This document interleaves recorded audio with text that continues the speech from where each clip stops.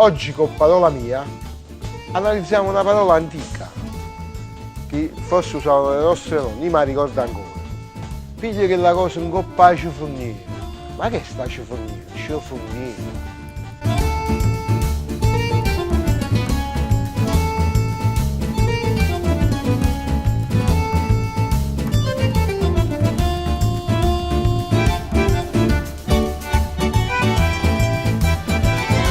Che vuol dire ciuffoniera?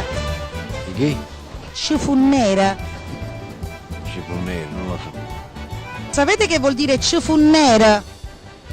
Come? Ciuffoniera. Ci ha rimesso? No, ci ha rimesso, no? No, non lo so. Non lo so. Funnera. Cifunnera. Non lo so. Mai sentito questa parola, è una parola straniera.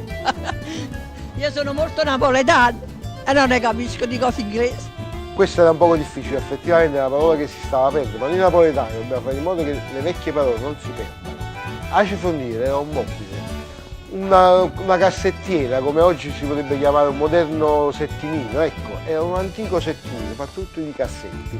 Si chiamava cifonniera perché praticamente è una parola che ci viene dai francesi, perché in questi mobili si mettevano per colore o per pesantezza le sciarpe di chiffon. Quindi da sciffoniera, noi napoletani l'abbiamo stroppiata e è diventata a cifonniera. Però non ci ascoltiamo questa parola, è importante per la napoletanità. Parola mia.